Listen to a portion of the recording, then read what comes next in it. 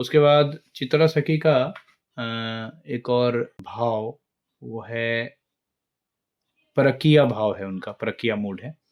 ये थोड़ा गहरा तत्व है परकीया मूड, यानी महाराज के जीवन में हम देखते हैं कि किस प्रकार से वो गृहस्थ जीवन में सेट नहीं कर पाए। यानी महाराज के जीवन में भी ऐसा समय आया जो मतलब स्वकीय उनका नहीं था मूड। तो ये एक बहुत गहरा तत्व है, हालांकि इसमें हम डिटेल नहीं जाएंगे, बट ये परकीया मूड स्पेशली चित्रा सखी का होता है।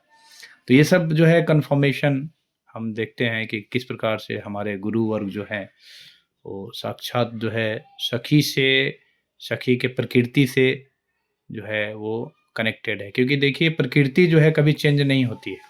भगवान कृष्ण गीता में 5 तत्व बोले हैं, उसमें भगवान, जीवात्मा, समय, प्रकृति और कर्म। तो कर्म जो है बदल जाता है, यानी टेम्परोरी है, पर चार चीज़ें नहीं बदलती है। उसमें प्रकृति है, उसमें जो नहीं बदलती है उसमें एक प्रकृति भी है।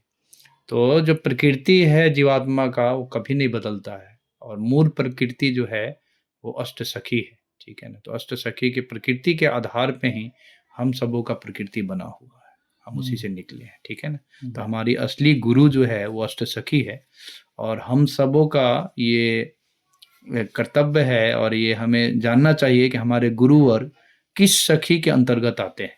ये एक बहुत गहरा चीज़ है, और तभी हमारा प्रवेश रागानुगा भक्ति में हो पाएगा, और हम इटर्नल गुरु को तब हम गुरु के मतलब कि हमारे बीच जब गुरु नहीं रहेंगे फिर भी हम इटर्नल गुरु के रूप में उनको देखेंगे, दर्शन करेंगे सखी के रूप में, तो असली दर्शन होगा।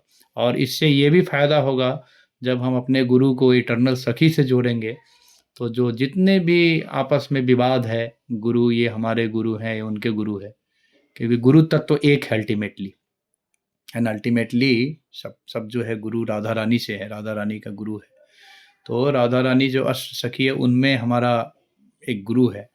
तो अगर हम अष्ट सखी के रूप में गुरु के लोगों को देखेंगे तो हमारा क्या होगा, विवाद खत्म हो जाएगा और कहीं भी कोई समस्या नहीं रहेगी। ठीक है, हरे कृष्णा, जय राधे।